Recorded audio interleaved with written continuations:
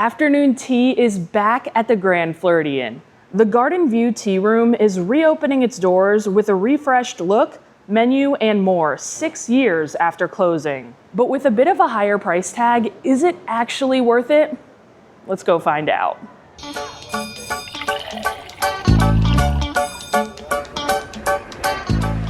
These days, it is so rare to be able to experience something at Disney World for the very first time. You know, I've eaten at every restaurant, I've seen every show, I've ridden every ride, but there is one thing I haven't done, and that's have tea at the Grand Floridian. But now that it's finally open, I am so excited to finally be able to have tea here. It is something I have heard about for years, and today it is finally my chance to step into the newly reopened Garden View Tea Room. But before we head in, let's go over the details. Tea service will be offered Wednesday through Sunday from 11 a.m. until 4 p.m. You'll need a reservation to attend, and they can be made directly on the My Disney Experience app. Upon making your reservation, you'll pay upfront for the experience, which costs $79 plus tax and tip per adult and $49 plus tax and tip per child. This price includes unlimited teas and a tower of treats, but there are of course things you can pay a little more to add on to your experience. I am gonna try everything and of course let you know if it's worth checking out, so let's head inside. So we're just in time for afternoon tea. Perfect. My name is Michelle.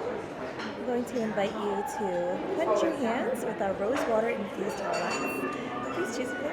So as soon as we made our way inside, we were greeted with a little towel to clean our hands. It was coated in some rose water and it smelled so good. It still smells so good. I could smell my hands. Wow, that smells amazing. And we were guided over the menu a little bit, which we will go over even more in just a moment. But everything is looking great. And speaking of looking great, it is looking great in here as well. So if you had been to tea here at the Grand Floridian before they closed pre-COVID, you may be noticing this space looks a lot different. They've incorporated a new Alice in Wonderland theming, and from the photos that I've seen online of the old tea room, it just looks a lot more modern, bright, and in a way more refreshing in here. They also just recently redid the lobby of the Grand Floridian, so this new tea room definitely matches the vibe of the new lobby a lot better than the old tea room would have. So overall, I think it looks really nice, elegant, bright, and really nice in here. And I've only been to one other afternoon tea before, and that was at the Cake Bake Shop at the Boardwalk, but already I'm getting better tea vibes from this space than I did from the Cake Bake Shop. Okay, so I figure it's finally time to go over this menu with you guys, and you can see the teacups right on the front. I love that. And as we open it, you can see some more Alice in Wonderland theming right there, very cute. And here's all of our selections. You can see all of the different tea offerings right here. They certainly have very many to choose from. You can kind of take a look right there. I definitely want to try as many of them as we can. Like I said, you can choose as many of them as you'd like, get as many refills as you'd like. I know this one, I'm pretty sure is exclusive to the tea room here, so we'll definitely have to check that one out. But there really is kind of something for everyone here. And then over here is all of the food that we're gonna get. So I'm being told we're gonna start with a scone service, and the scone that they're offering is an orange cranberry scone. And then we're gonna get some savory items, a curried chicken salad plain tart, a Footman's Feast Wonderland salmon crisp. They're also gonna have an egg salad sandwich, a cucumber roll, and then our sweets are gonna be a matcha Mad Hatter, a tea party tart, a flamingo croquet shoe, and then a painting rose as well. And then just below that, you're gonna see some of our food enhancements. They offer a seasonal cheese selection for $21 and some caviar for $150. I think we're gonna be skipping that one today. They have some cocktails. They have a mint tulip, which is their take on a mint julep. And they also have a martini, which sounds right up my alley there. They have some sparkling wines that you could choose from. You could get 2 in a glass. And then they also have some bottles for you. Should I get that one for $480? That would definitely make for a very expensive tea. And then there's also some non-alcoholic specialty teas right here. I feel like these should probably be included, given this is a pretty expensive tea.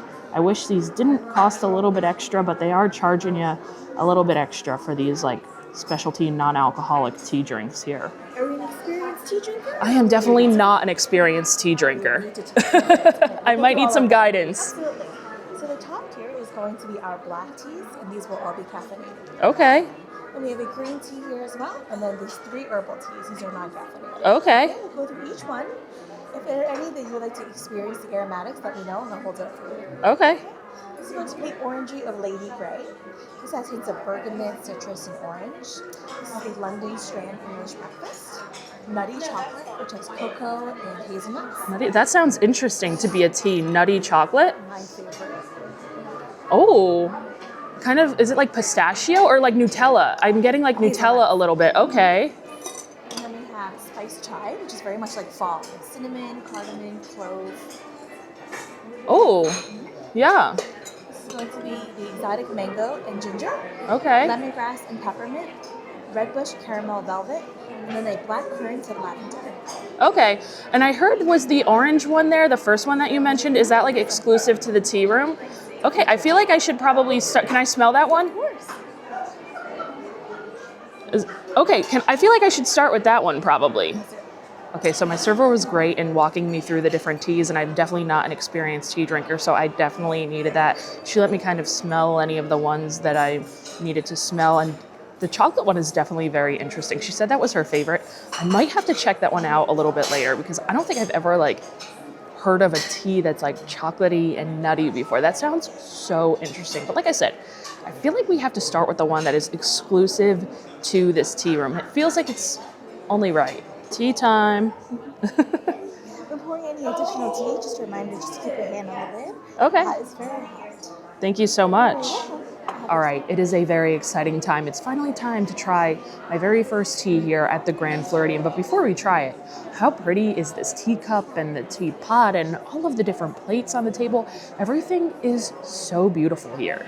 And of course, we're going to be trying the Orangery of Lady Grey. I am definitely saying that incorrectly, but this is a black tea with citrus and bergamot that is exclusive to the Garden View Lounge tea room. They did offer me milk and any other like accoutrement that I might need. I asked for a little bit of honey just in case. I feel like we might not need it. I also have a little thing of some fancy sugars here just in case. But before we add anything to it, I just want to try the tea on its own here. So cheers, guys. My very first tea at the Grand Flo. I feel fancy. Fancy. Ooh, that is very nice. Very nice. Tastes exactly how it's described. I am definitely no tea expert or tea enthusiast or anything of that nature, but it does just taste like a black tea with very nice, refreshing, orangey citrus notes. I bet this would be very good iced as well. This would be great to like add a little bit of even lemonade to, or fresh lemon juice, and put it on some ice. This would be great that way, but it's good hot and warm as well. And I'm glad I got a whole pot of it here. I'll have to pour myself a little bit more. Oh, she said to hold the top as you pour it. Good thing I remembered. Definitely don't want to break any of this expensive teapots or anything. I bet they're very expensive to replace. But I really like this tea. I would definitely get it again. But I'm excited to kind of try some of the other ones because so many of the other ones sounded good as well. I've got my eye on that chocolate nutty one next. Okay, we've had our tea. Now it's time to dive into our scone service. And we've got an orange cranberry scone here that is looking very good. I'm so excited to try this out. And along with our scone, we also have 3 different spreads to pair with it. This one here is a Devonshire cream, which I'm being told is kind of like a clotted cream. We also have an orange marmalade and some European butter. But before we use any of the spreads, I feel like we should just try the scone on its own. Okay, little cross section of the scone here. See how it tastes. Oh wow, okay, that is actually so delicious. I haven't had many scones, but man, I am a huge fan of this one here. It almost reminds me of a biscuit because it's like so buttery and almost flaky. It's really dense, and also it's crispy on the outside, but it's like so buttery and rich on the inside too. There's a great citrus flavor from that orange, and the cranberries just like add a little pop of freshness. I wouldn't even say I'm like a big fan of this flavor combo or these flavors, but it works. Like, this is really good. I feel like you could just tell like just how moist this scone is. If you guys remember, I just did that like Mickey shaped foods video, and we had that chocolate Mickey shaped scone. Oh my gosh. If this is any sign of how a scone is supposed to be, that Mickey chocolate scone, man, it was certainly way off. But I want to add some of this Devonshire cream onto it here. It really doesn't need anything. Like, it's not, I said it's like a biscuit, but it's like not dry like a biscuit whatsoever. It's like the perfect moist biscuit in a way. It doesn't need anything, but let's add a little cream just because.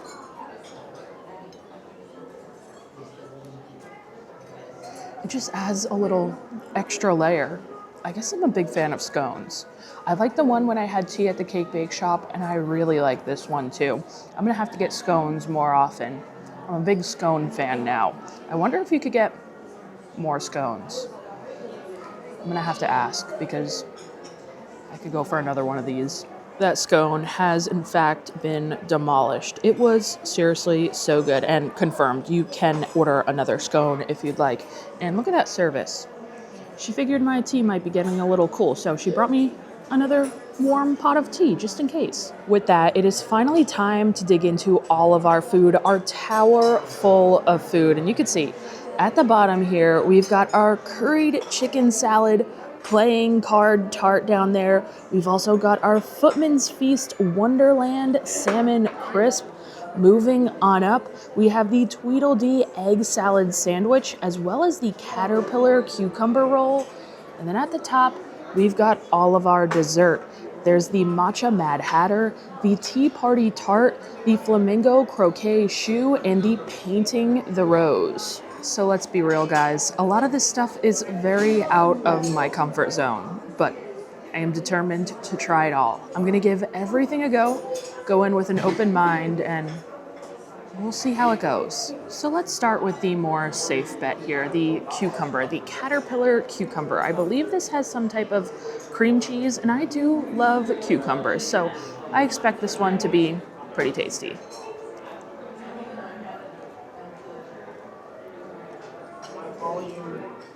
Yeah, I mean, definitely no complaints there. The cream cheese is like light because I think it's been whipped, and cucumbers are always good in my opinion, so this is pretty tasty. Nothing out of the ordinary, although I do feel like there is some type of like flavoring and maybe seasoning in this cream cheese. But overall, it's nothing like extraordinary, but it's tasty enough, and I definitely will enjoy this. So we've got our safe bet down. Everything else is very daunting. But I am kind of excited to try this curried chicken salad because I have heard very great things about it. So let's dive into this curried chicken salad playing card tart. It's kind of served in like a pastry crust, and I love those little hearts on top. I believe they're probably made of beets. At least that's what it looks like here. Let's go for it.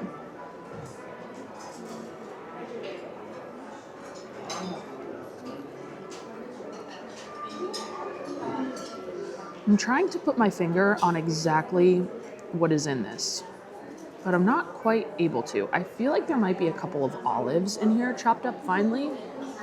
I'm getting a little bit of an olive flavor, maybe a little bit of turmeric as well. I'm not sure if I'm getting much curry flavor. But with that being said, I'm not sure if I really like it. But again, this isn't really like my thing, so maybe I'm not the best judge of it. I do like the pastry on the bottom. It's nice and flaky. But like the actual filling itself, I'm not sure if it's really my jam. But again, like take that with a grain of salt because it's not necessarily my thing. So I could do without it. Now we're gonna go for this Tweedledee egg salad sandwich. What I really like about this is obviously the colorful bread is really fun, and I love the theming of this sandwich, but wait till I pop it open. Look what's inside. There's some crispy bacon inside, so it's like a bacon and egg sandwich. I want to pile all the bacon to the front so I could get a nice big bite, my first bite with a lot of bacon. Let's do it. I'm not sure how I would like this without the bacon, but since it does have the bacon, I do like it. The bacon adds a great crisp and a great saltiness to this. I've never thought of adding like bacon to some type of sandwich like this, but it definitely adds an interesting element that's really quite tasty. I don't know, I like it. The bread's a little dry, but the bacon adds like all the flavor to this. So this one's good. This is honestly probably my favorite one so far. Our final savory item is the Footman's Feast Wonderland Salmon Crisp.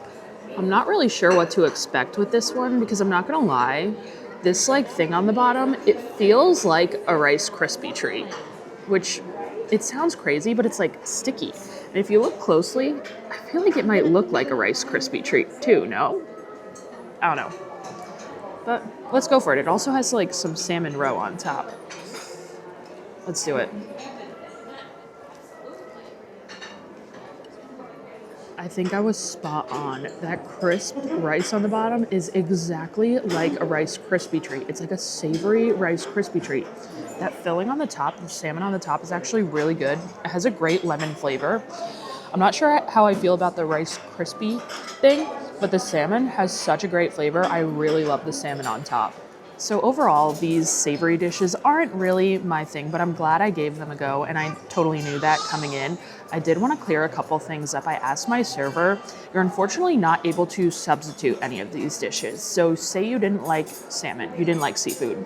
You can't substitute like 2 of the cucumbers for the salmon. You can't substitute anything. There are no substitutions able to be made right now, and you're also not able to ask for any more of the pastries on this tower here. So it's kind of just like one of everything right now. So a little bit of a bummer when it comes to that aspect, but while we're on savory things, there is one other savory thing that I did want to order while we're here. And that extra savory dish I wanted to order is the seasonal cheese selection for an additional $21.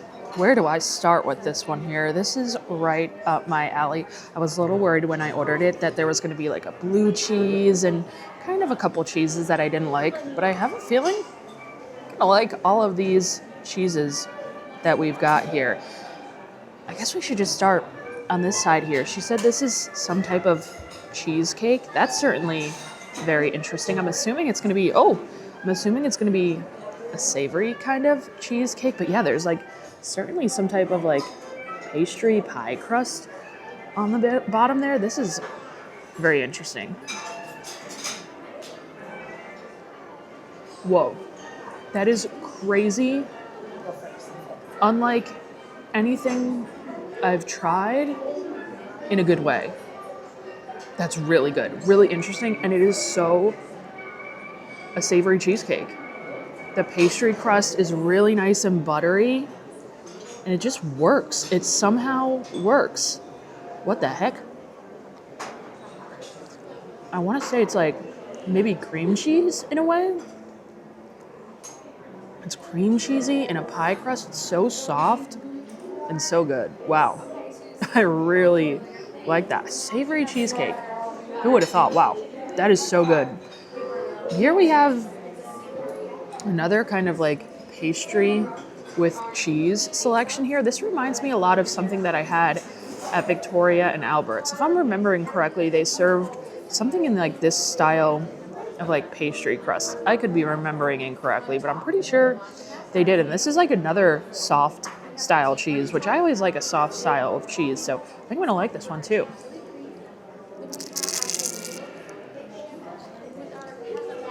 Yeah, we've got that puff pastry with that really soft cheese, and there's a tomato jam on there. I will say the tomato jam kind of takes over all of the flavor, but I really like the puff pastry, and the flavor of the tomato jam is great. It reminds me a little bit of like a bruschetta, a little bit.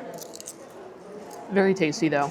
I am definitely not mad at that. Wow. I am enjoying this cheese plate a lot so far. So far, not mad I spent the extra $21 on that. But now let's grab a little cracker and look at this cool little presentation of crackers. But we'll grab one for this cheese here. And what'd she say? It was like a truffled brie. Oh my gosh. I know I am going to love this here. Ooh, broke my cracker. Let's try a little bit. Oh my God. Honestly, yes. Just give me an entire board of just this truffle cheese here and I will be very, very happy. This is absolutely delicious. I love truffle and I love brie cheese. So there's absolutely no surprise that I love this. It just has like the perfect truffle flavor and it's not overboard on the truffle, I will say. But the truffle flavor it does have is good. And honestly, these crackers here are really good as well. This is absolutely insane, this cheese. I would probably buy this cheese board again just to get some more of this. Wow. I guess we'll take a break from the truffle cheese and we'll try our final cheese here. I forget what she said it was, but it has a quince, I'm pretty sure she said, on top, which if I'm remembering correctly, is like a guava jam on it. Okay, this is our only hard cheese on the board. We'll try it without a cracker first. This one here is more mild. I'd say it's like a very mild cheddar tasting cheese, but the jam on top is really nice there, but you guys know I'm going right back for this truffle cheese here. That is so good. While we're on the topic of ordering things that you have to pay a little bit extra for here at the tea room, I wanted to order one other thing. The martini. This has Irish gin, Twinings Earl Grey tea, lemon, and honey for $18.50. Remember they also had that mint julep style drink, but this sounded more my style here, so let's give it a go.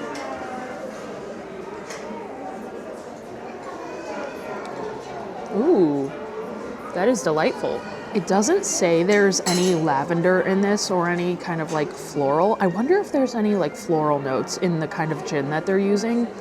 But this tastes to me exactly like a lavender lemon drop martini, which I really tend to like. I also tend to really like any drinks with gin here. So I think this is a nice cocktail if you wanted to get a drink here during your tea experience.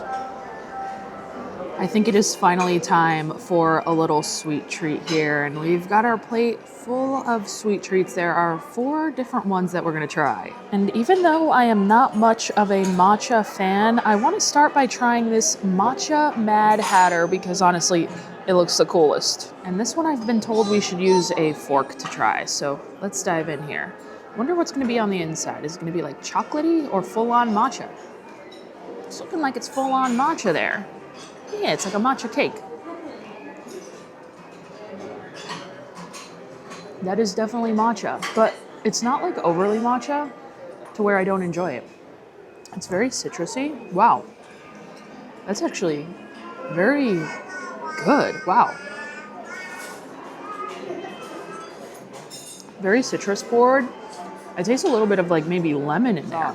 The cake is very nice and moist. There's like a very light coating of frosting on the top that just adds a little bit of sweetness, but it's definitely not too sweet. This is very, very tasty. I'm not a matcha person, so if I like it, you know it's good. All right, next up, our Tea Party Tart. And I said the other one was the coolest looking one, but honestly, all of these look really cool. I'm thinking this is gonna be our chocolatey kind of dessert. Is this in that? Oh no.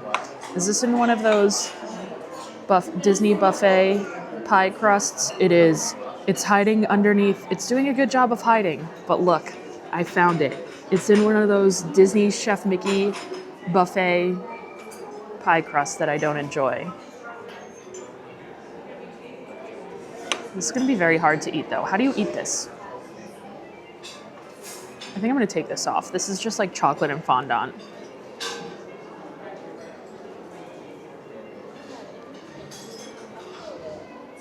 The chocolate filling is fine, but that pie crust is seriously so bad, guys.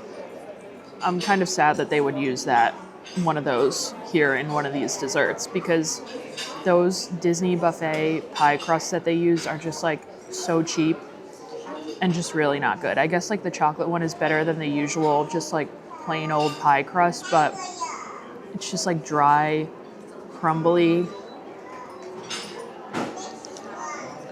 That's not good at all. So moving on, we have our flamingo croquet shoe, which is kind of like a little flamingo cream puff. And how cool is this one here? Definitely very cool. Should we go for the head first? I feel bad doing this, but we're gonna do it.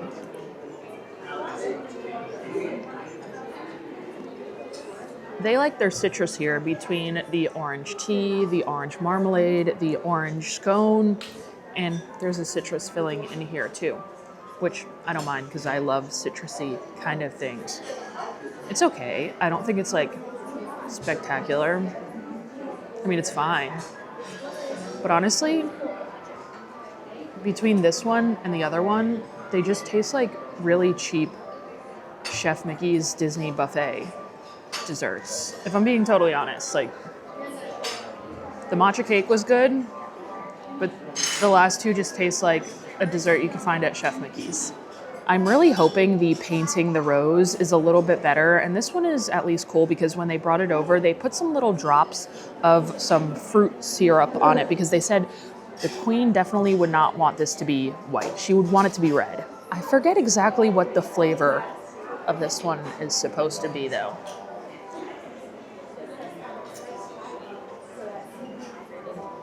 This honestly just tastes like a cake with some vanilla buttercream frosting, which I like a buttercream frosting, and I think the frosting is quite good.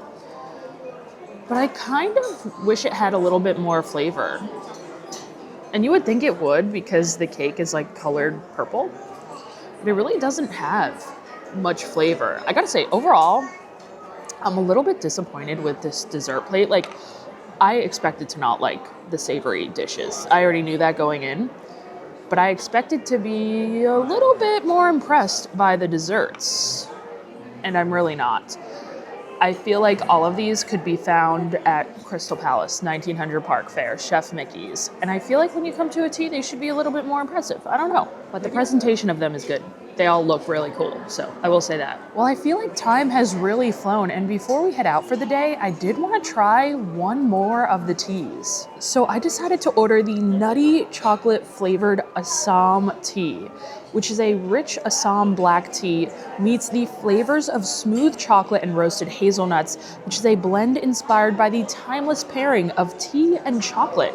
I had no idea that tea and chocolate were some type of great pairing, but I guess you learn something new every day. And I lifted the lid of my teapot that was left at the table, and you could really just smell those notes of chocolate and like hazelnuts. It's crazy how much it smells.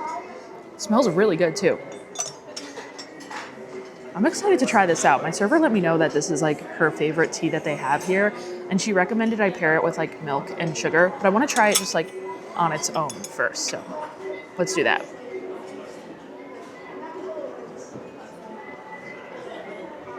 Just so weird. But only like weird because it literally tastes like chocolate, tea, and hazelnuts. And I would have never thought to like pair that together. Yeah, it's almost giving like Dubai chocolate a little bit too, in a way. But I guess we should try some milk, just a tad. I never really add milk to my tea. I mean, I never really have tea to begin with, but there's a first for everything. So add a little milk. I feel so fancy with these tongs and my little sugar cubes here at the table. A little sugar, a little milk. And now we stir our chocolate hazelnut tea. All right, with the milk and sugar, let's see how it is. I feel like this is gonna taste like a dessert almost. It really does. Oh my gosh. That is like a dessert. It almost reminds me of like chocolate milk. That is crazy.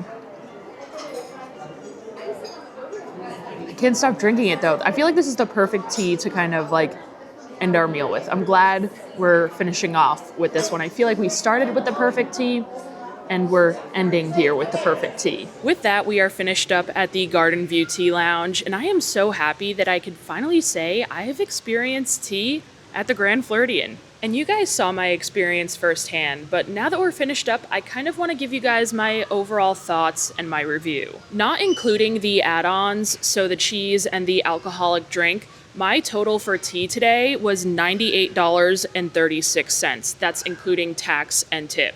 And do I think what I received was worth $98.36? Probably not, but is anything really worth it at Disney? Also probably not. So there are definitely times where I would recommend this tea experience. One of them being a birthday or any type of special celebration, maybe a nice graduation, a nice anniversary. If you're looking to do something different to celebrate, I think this is perfect for that. I also think it's perfect if you're looking to have a nice, relaxing resort day, maybe in between long, tiring park days. This is something that's going to be nice and leisurely and relaxing. You're able to really go at your own pace and relax. Enjoy the ambiance, enjoy the views out of the nice floor-to-ceiling windows. You're really able to take in the amazing Grand Floridian vibes and truly just like relax and enjoy yourself. So I think this is perfect for a situation like that. Do I think I would do this more than once? Probably not. I feel like I'm good on one time, but it was certainly fun to experience once, and I'm very glad I did it. If you are looking to find a reservation, it is currently very hard to find a reservation. I don't think there are actually any reservations open currently.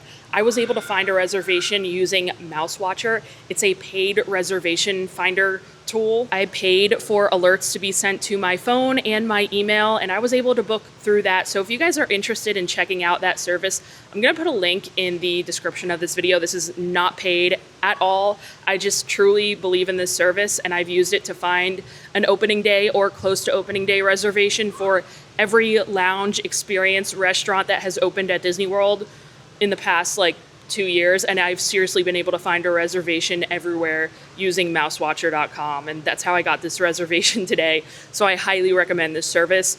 It's just a tiny fee, but seriously, if you're looking for a reservation that you're not able to find, I highly recommend.